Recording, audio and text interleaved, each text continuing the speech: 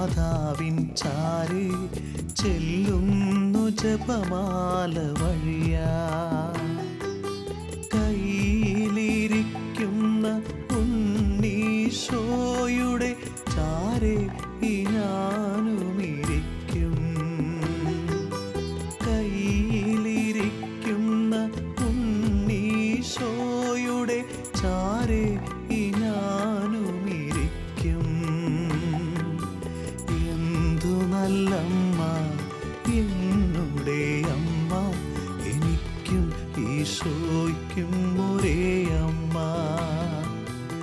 എന്തു നല്ലമ്മ എന്നുടെ അമ്മ, എനിക്കും ഈശോയ്ക്കും ഒരേ അമ്മ. എൻ്റെ നല്ലയമ്മ. പരിശുദ്ധ അമ്മയെക്കുറിച്ച്, പരിശുദ്ധ അമ്മ എൻ്റെ ജീവിതത്തിൽ ഇടപെട്ടതിനെക്കുറിച്ച് ഒത്തിരിയേറെ അനുഭവങ്ങൾ, സാക്ഷ്യങ്ങൾ പറയാനുണ്ട്. എങ്കിലും ആദ്യമായിട്ട് ഞാൻ പങ്കുവെക്കാൻ ആഗ്രഹിക്കുന്നത് ഒരു വലിയ അപകടത്തിൽ നിന്ന്, ഒരു മരണത്തിൽ നിന്ന് എൻ്റെ അമ്മ എനിക്ക് സംരക്ഷണം നൽകി, എന്നെ രക്ഷിച്ച, എന്നെ നയിച്ച വഴികളെക്കുറിച്ച് ഞാൻ ഓർക്കുന്നു. ഏതാണ്ട് 2009 മാർച്ച് 15 ഏതാണ്ട് വൈകിട്ട് 4:30 സമയം എൻ്റെ മനസ്സിൽ പെട്ടെന്നൊരു പ്രേരണ ഉണ്ടാകുകയാണ്. അമ്മ എന്നോട് പറയാണ് ജപമാല ചൊല്ലി പ്രാർത്ഥിക്കുക എന്നുള്ളത്. ആ സമയത്ത് ഞാൻ ജപമാല ചൊല്ലാനായിട്ട് തുടങ്ങി. ജപമാല ചൊല്ലി ഏതാണ്ടും പൂർത്തിയായ സമയത്താണ് വലിയൊരു ഇടിവെട്ടൽ ആ ഭവനത്തിലുണ്ടാകുകയാണ്. എൻ്റെ മുറ്റത്ത് നിന്ന് ഒരു തെങ്ങിനിട്ട് ഇടിവെട്ടി അടുക്കളയിൽ കൂടി ആ ഇടിമിന്നൽ കടന്നു വന്ന് അടുക്കളയിൽ ആയിരുന്ന ഭാര്യയും എൻ്റെ മോനും ഒക്കെ മറിഞ്ഞ് വീണ അവസ്ഥയിൽ. അപ്പോൾ ആ നിമിഷം ഞാൻ ജപമാല അമ്മയോട് ചേർന്ന് ജപമാല ചൊല്ലി പ്രാർത്ഥിച്ചുകൊണ്ടിരുന്ന എൻ്റെ ജീവിതത്തിൽ എൻ്റെ ഏറ്റവും വലിയൊരു അത്ഭുതമാണ് അവിടെ നടന്നത്. ഈ കൊള്ളിയാനൊക്കെ മിന്നുമ്പോൾ നമ്മൾക്ക് കാണാം ആകാശത്തോടെ ഒരുമാതിരി വളഞ്ഞ് പൊളഞ്ഞ് വരുന്ന ആ രീതിയിൽ ഞാനിരുന്ന അത്രയും ഭാഗം സുരക്ഷിതമായിട്ടിട്ടുകൊണ്ട് ബാക്കി ഭാഗങ്ങളെല്ലാം തകർത്തുകൊണ്ട്, ഏതാണ്ട് 2 വാർക്ക കട്ടളകൾ പോലും തകർത്തുകൊണ്ട്, ആ പെരയിലുള്ള സർവ്വവിധ വൈദ്യുതി കണക്ഷനുകളിലും ഇട്ടുകൊണ്ട് ആ പെര ഏതാണ്ട് ഒത്തിരിയേറെ നാശനഷ്ടങ്ങൾ വരുത്തി. പക്ഷേ എന്നെ അത്ഭുതപ്പെടുത്തിയ കാര്യങ്ങൾ അതല്ല. ഞാനായിരുന്ന ആ ഭാഗങ്ങൾ അവിടെ ഒരു ഈ വട്ടത്തിൽ അത്രയും ഭാഗം മാത്രം സംരക്ഷണം നൽകിക്കൊണ്ട് എന്നെ അമ്മ സംരക്ഷിച്ചു. ഏതാണ്ട് എനിക്ക് തോന്നുന്നത്, എൻ്റെ അനുഭവത്തിൽ ഞാൻ പറയുകയാണെങ്കിൽ, അമ്മയോട് ചേർന്ന് പോകുന്ന വ്യക്തിയുടെ ജീവിതത്തിൽ അമ്മ മുന്നറിയിപ്പുകൾ തന്നുകൊണ്ട് പോലും അമ്മ രക്ഷിക്കുമെന്ന് ഈ സന്ദേശത്തിലൂടെ എനിക്ക് മനസ്സിലായി. ഏതാണ്ട് അരമണിക്കൂർ മുമ്പ് തന്നെ ജപമാല ചൊല്ലി പ്രാർത്ഥിക്കണം. ഒരിക്കലും പതിവില്ലാത്ത രീതിയിൽ എന്തോ സംഭവിക്കാൻ പോകുന്നു, എന്തോ വലിയ മരണകരമായ അപകടത്തിൽ കൂടി ഞാൻ കടന്നു പോകുന്നു എന്നൊരു ചിന്ത എൻ്റെ മനസ്സിലേക്ക് കടന്നു വരികയാണ്. ആ നിമിഷങ്ങളാണ് ഞാൻ ജപമാല ചൊല്ലാനായിട്ട് ആ പ്രേരണ ഉള്ളിൽ കിട്ടിയുകൊണ്ട് പ്രാർത്ഥിക്കാനിരുന്നത്. ഏതാണ്ട് ആ ജപമാല ചൊല്ലി തീർന്ന സമയത്ത് ഞാൻ ഈ പറഞ്ഞ സംഭവം സംഭവിച്ചപ്പോൾ വൈദ്യുതി കണക്ഷനുകളെല്ലാം വിച്ഛേദിച്ചുകൊണ്ട് ഞാൻ ഇത്രയും മാത്രം ഓർക്കുന്നുള്ളൂ. ആ വീട് മൊത്തം അന്ധകാരം പുക കാരണം എനിക്കൊന്നും കാണാൻ സാധിക്കുന്നില്ല. പക്ഷേ എന്നെ അത്ഭുതപ്പെടുത്തിയ മറ്റൊരു സംഭവം അതാണ്, ഞാനൊരു ശബ്ദം പോലും കേട്ടതായിട്ട് ഞാൻ ഓർക്കുന്നില്ല. ഏതാണ്ട് വളരെയേറെ അകലെയുള്ള സിറ്റിയിൽ നിന്നെല്ലാം ആൾക്കാർ ഓടി വന്ന്, എന്തോ വലിയ ബോംബ് പൊട്ടുന്നവർക്ക് ശബ്ദം കേട്ടപ്പോൾ അവർ ഓടി വന്ന്, അവർ വീട്ടിൽ വന്നപ്പോഴാണ് ഞാൻ പോലും സത്യത്തിൽ അറിയുന്നത്. പക്ഷേ ഞാൻ പറഞ്ഞു, എൻ്റെ മക്കൾക്കും എല്ലാം എന്തെങ്കിലുമൊക്കെ സംഭവിച്ചെങ്കിലും എൻ്റെ ജീവിതത്തിൽ എന്നെ അമ്മ വഴി നടത്തിയ ഒരു അത്ഭുതമായിട്ടാണ് ഓർക്കുന്നത്. നന്മ നിറഞ്ഞ മറിയമേ ചൊല്ലുമ്പോൾ നമ്മൾ ഇപ്രകാരം പരിശുദ്ധ മറിയമേ ചൊല്ലുമ്പോൾ പ്രാർത്ഥിക്കാണ്ട്, ഇപ്പോഴും ഞങ്ങളുടെ മരണസമയത്തും തമ്പുരാനോട് അപേക്ഷിച്ചു കൊള്ളണമേ. അതെ, എൻ്റെ മരണസമയത്ത് ഞാൻ ഓർക്കുന്നു, എന്നെ മരണത്തിൽ നിന്ന് വളരെ രക്ഷിച്ച ഒരു അനുഭവമായിരുന്നു. ഇതെന്നെ കൂടുതൽ ചിന്തിപ്പിക്കുകയും ആഴപ്പെടുത്തി വിശ്വാസത്തിൽ നയിക്കുകയും ചെയ്ത കാര്യം ഇതാണ്. ആ സമയത്ത് ഞാൻ അനുഭവിച്ചത് ഇപ്രകാരമായിരുന്നു. നമ്മളൊരു ശിശു, യഥാർത്ഥത്തിൽ ഒരു കുഞ്ഞു കൊച്ച് ഒരു വലിയൊരു ശബ്ദം അല്ലെങ്കിൽ ഒരു വലിയ പേടിപ്പെടുത്തുന്ന എന്തെങ്കിലും ഒരു അനുഭവങ്ങൾ നമ്മുടെ ജീവിതത്തിലേക്ക് ഉണ്ടാകുമ്പോൾ ആ കുഞ്ഞു കൊച്ചു തീർച്ചയായിട്ടും അമ്മയുടെ മടിയിലാണെങ്കിൽ അമ്മയെ കെട്ടിപ്പിടിക്കുന്ന ഒരു ഭാഗം, ഒരു ചിത്രമാണ് എൻ്റെ മനസ്സിലേക്ക് കടന്നു വന്നത്. ഞാൻ പറഞ്ഞത്, ഈ ഒരു സംഭവം ഉണ്ടായപ്പോൾ ഒരു കുഞ്ഞു കൊച്ച് അമ്മയുടെ മടിയിൽ ഇരിക്കുന്ന ഒരു അനുഭവമാണ് എനിക്കുണ്ടായത്. ആ സമയത്ത് ഞാൻ അമ്മയെ കെട്ടിപ്പിടിച്ചത്, അമ്മ എന്നോട് കൂടെ ഉണ്ടായിരുന്ന ഒരു അനുഭവങ്ങൾ. അതെ, പരിശുദ്ധി അമ്മയോട് ചേർന്ന് പോകുന്നവരുടെ ജീവിതത്തിലെ പരിശുദ്ധി അമ്മ എല്ലാ നിമിഷവും ഇടപെടും. ഓരോ നിമിഷവും നമ്മളെ അപകടത്തിൽ നിന്നൊക്കെ കാത്തു പരിപാലിക്കും. ഞാൻ ഓർക്കുന്നു, അന്ന് വീട് സന്ദർശിക്കാൻ വന്നവരെല്ലാവരും ഒരേ സ്ഥലത്തിൽ പറഞ്ഞൊരു കാര്യമുണ്ട്. വലിയൊരു അത്ഭുതമാണ് ഈ സംഭവിച്ചിരിക്കുന്നത് പറഞ്ഞത്. ഞാനായിരുന്ന അത്രയും ഭാഗം ഒഴിവാക്കിക്കൊണ്ടാണ് ആ വീടുകൾ എല്ലാ ഭാഗങ്ങളും വീടിൻ്റെ എല്ലാ ഭാഗത്തും തകർച്ചകളുണ്ടായപ്പോഴും ആ ഒരു ഭാഗം ഇപ്പോഴും അവിടെ ഒഴിവാക്കി തന്നെ കിടക്കുന്നു. ഞാൻ പറഞ്ഞത് അപകടത്തിൽ നിന്ന് നമ്മളെ അമ്മ സംരക്ഷിക്കുന്നത്, അമ്മയോട് ചേർന്ന് പോകുന്ന ഒരു വ്യക്തിയുടെ ജീവിതത്തിൽ അമ്മ ഇടപെടുന്നത് എങ്ങനെയാണെന്ന് എൻ്റെ ജീവിതത്തിൽ ആ ഒരു സംഭവത്തിൽ പഠിക്കുകയായിരുന്നു. ഏതാണ്ടും 22ഓളം ദിവസങ്ങൾ വൈദ്യുതി പോലും ഇല്ലാത്ത ആ അവസ്ഥയിൽ കഴിഞ്ഞു. എങ്കിലും ആ നിമിഷങ്ങളിലും ആ വേദനകളിലും സഹനങ്ങളിലും അമ്മ എൻ്റെ കൂടെ ഉണ്ടായിരുന്നു. ഞാൻ ഓർക്കുന്നു, ആ ദിവസങ്ങളിലൊക്കെ ഒരു ശനിയാഴ്ച ദിവസം ഞാൻ നിത്യസഹായ മാതാവിനുള്ള നൊവേന പ്രാർത്ഥനയിൽ ആയിരിക്കുന്ന സമയത്ത് ഇപ്രകാരം ഒരു പ്രാർത്ഥന എന്നെ ഏറെ ആഴമായിട്ട് സ്പർശിച്ചു. തുടർന്ന് സഹിക്കുവാനാണ് ദൈവ തീരുമാനമെങ്കിൽ അവ സന്തോഷത്തോടും ക്ഷമയോടും കൂടി സ്വീകരിക്കാനുള്ള ശക്തി തരണമേ എന്നുള്ള പ്രാർത്ഥനയിൽ ഞാൻ ഓർക്കിയത്. അമ്മയോട് ചേർന്ന് പോകുമ്പോൾ സഹനങ്ങൾ വേദനകൾ ഒക്കെ നമ്മുടെ ജീവിതത്തിൽ ഉണ്ടാകുമ്പോഴും ആ വേദനകളിലും സഹനങ്ങളിലും അമ്മയോട് ചേർന്ന് പോകുമ്പോഴാണ് അമ്മ നമ്മളെ നയിക്കുന്നത്. അമ്മ വേദനയുടെ വഴികളിലൂടെയാണ് നടന്നത്. നമ്മളും അതേ വഴികളിലൂടെയൊക്കെ നടക്കണം. നമ്മളെ അമ്മ പൂർണ്ണമായിട്ട് നയിക്കും.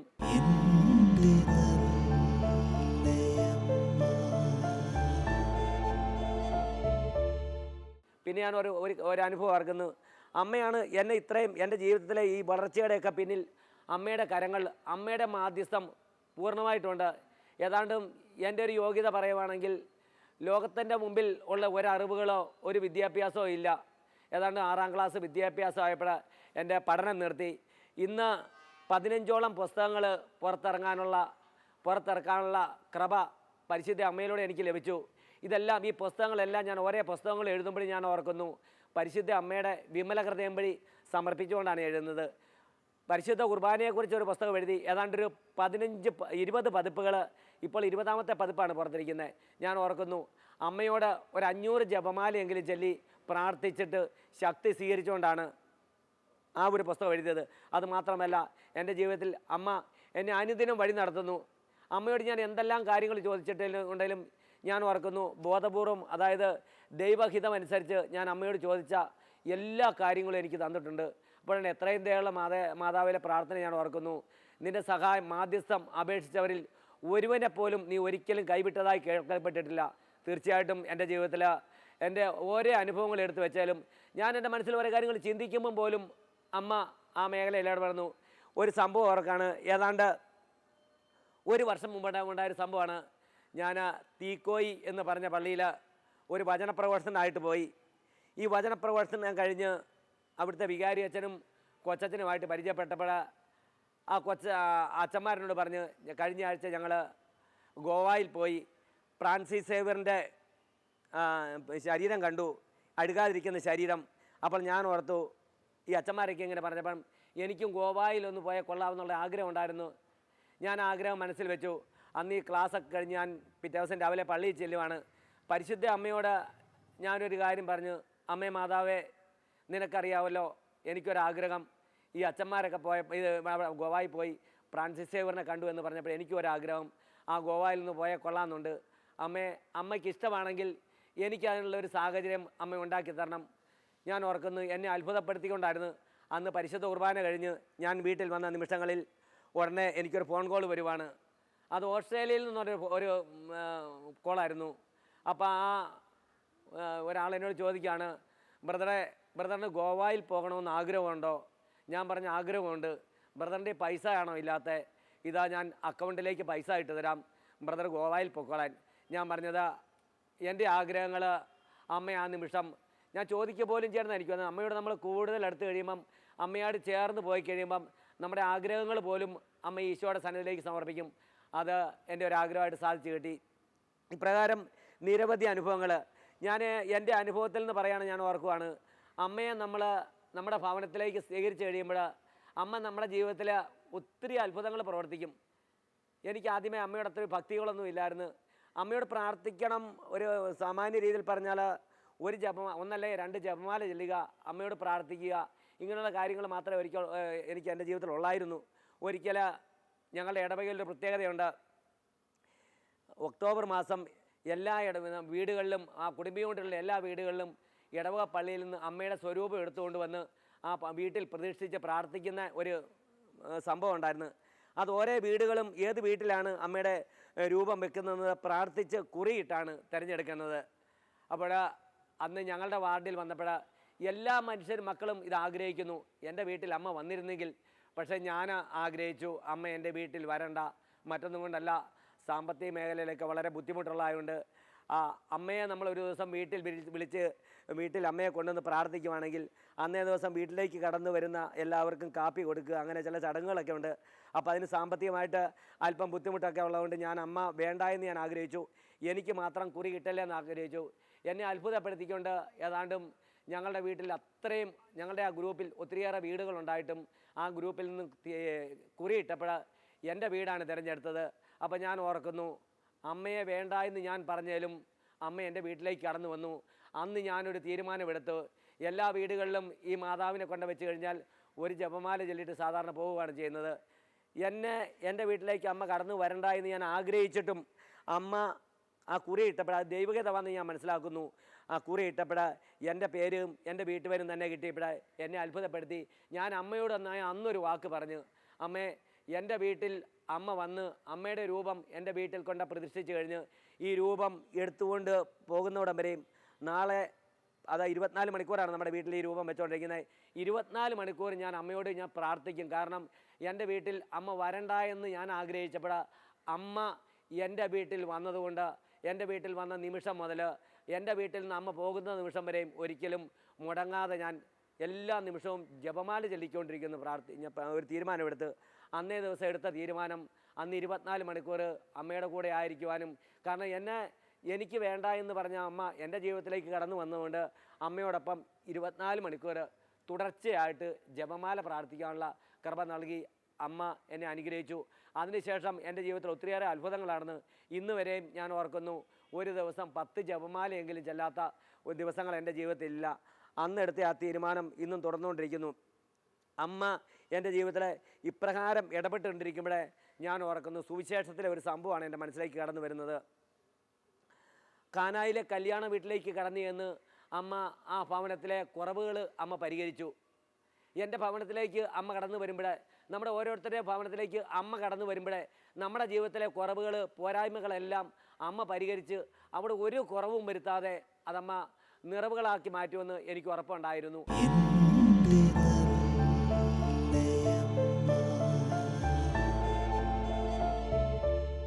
ഞാനിപ്പോൾ ഓർക്കുന്നു, വളരെ സാമ്പത്തികമായിട്ട് വളരെ ബുദ്ധിമുട്ട് അനുഭവിക്കുന്ന ഒരു സമയത്തായിരുന്നു എൻ്റെ മോളുടെ വിവാഹം ഉറപ്പിച്ചത്.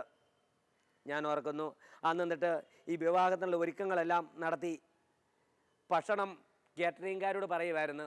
അന്നേ ദിവസം ഒരു 450 പേർക്കുള്ള ഭക്ഷണങ്ങൾ ഞാൻ കാറ്ററിംഗുകാരോട് പറഞ്ഞു ബുക്ക് ചെയ്തു. അപ്പോൾ ഞാൻ ഓർക്കുന്നത്, കാറ്ററിംഗുകാരൻ എന്നോട് ചോദിച്ചു, ഭക്ഷണം 160 രൂപയുടെ ഭക്ഷണം, 165 രൂപയുടെ ഭക്ഷണമുണ്ട്, 150 രൂപയുടെ ഭക്ഷണമുണ്ട്, തങ്കച്ചൻ ചേട്ടൻ ഏതാണ് വേണ്ടത്? അപ്പോൾ ഞാൻ ഇപ്രകാരം പറഞ്ഞു, എനിക്ക് 150 രൂപയുടെ ഭക്ഷണം മതി. ഞാൻ ചിന്തിച്ചത് എങ്ങനെയാണ്, 15 രൂപ വെച്ച് ലാഭമുണ്ടല്ലോ. ഞാൻ വീട്ടിൽ വന്ന് എൻ്റെ മക്കളോടും ജീവിത പങ്കാളിയോടും സംസാരിച്ചപ്പോൾ അവർ പറഞ്ഞ് 150ൻ്റെ അല്ല, നമുക്ക് 165ൻ്റെ ഭക്ഷണം തന്നെ വേണം. കാരണം 165 രൂപയുടെ ഭക്ഷണം ആണെങ്കിൽ അതിൻ്റെ അകത്ത് വലിയ ഐസ്ക്രീം ഉണ്ടെന്നാണ് പറയുന്നത്. അപ്പോൾ 150ൻ്റെ ഭക്ഷണം തീരെ ഐസ്ക്രീമൊക്കെ ചെറിയ ഐസ്ക്രീമാണ്. ഞാൻ ആ നിമിഷം അമ്മയോട് പറഞ്ഞു, അമ്മേ, എനിക്കറിയത്തില്ല, ഞാനിങ്ങനെ വാക്കും പറഞ്ഞു പോയി, എങ്കിലും അമ്മ എൻ്റെ ജീവിതത്തിൽ ഇടപെടണം. എന്നെ അത്ഭുതപ്പെടുത്തിക്കൊണ്ടായിരുന്നു വീണ്ടും അമ്മ എൻ്റെ ജീവിതത്തിൽ അത്ഭുതം പ്രവർത്തിച്ചത്. ഞാനിത് പ്രാർത്ഥിച്ച തീരുന്ന നിമിഷങ്ങളിൽ പെട്ടെന്ന് എനിക്കൊരു ഫോൺ കോൾ വരുവാണ്. തങ്കച്ചൻ ബ്രദറാണോ? ഞാൻ തൊടുപുഴയിൽ നിന്നാണ് വിളിക്കുന്നത്, എൻ്റെ പേരിന്നതാണ്. ബ്രദറിൻ്റെ മോളുടെ കല്യാണത്തിന് ഐസ്ക്രീം മാത്രം കാറ്ററിംഗുകാരോട് പറയണ്ട, ഐസ്ക്രീം ഞാൻ കൊണ്ട് തരാം.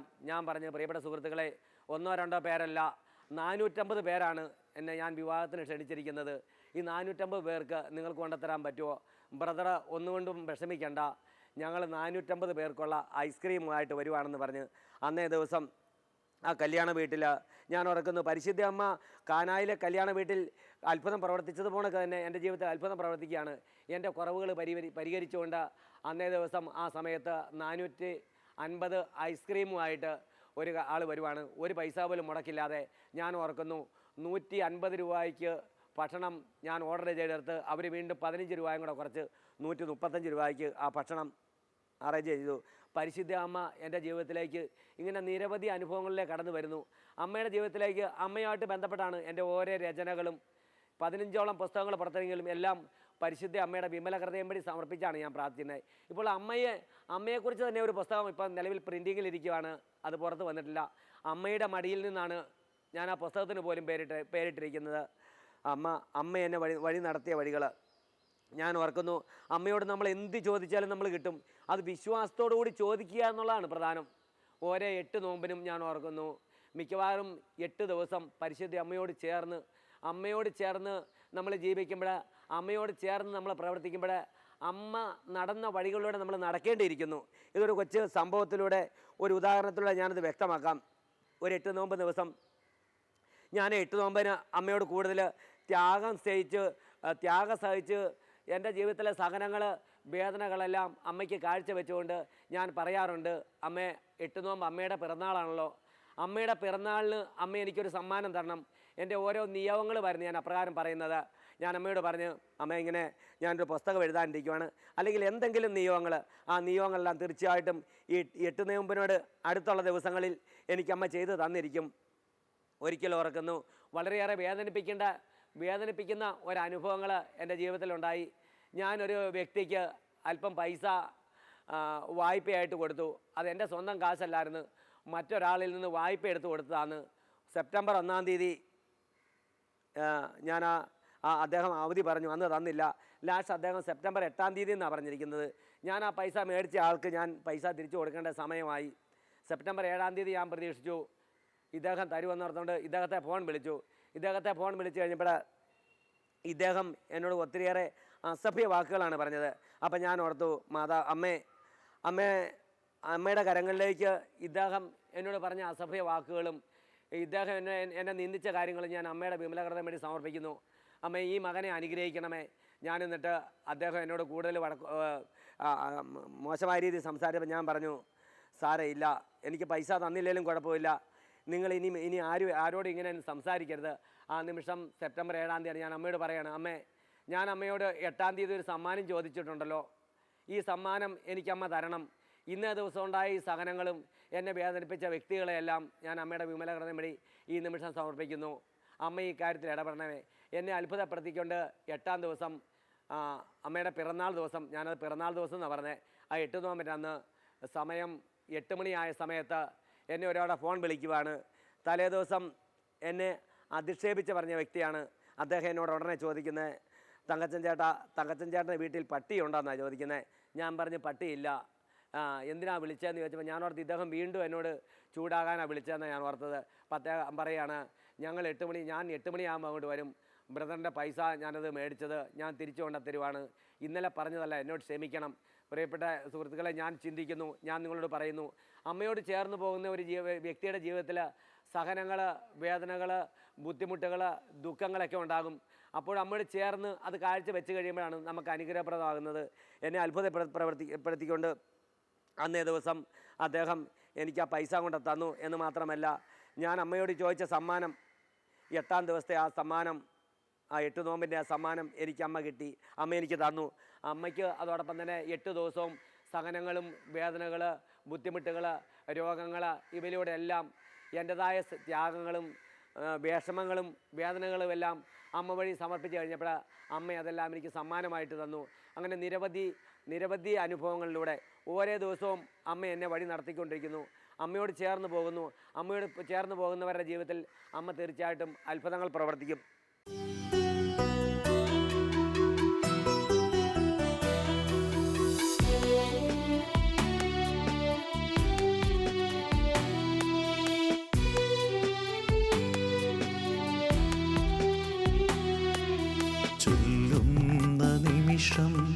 മാതാവിൻ ചാരി ചെല്ലുന്നു ജപമാല വഴിയാ,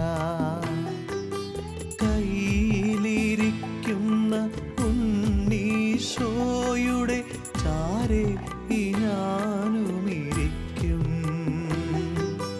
കയ്യിലിരിക്കുന്ന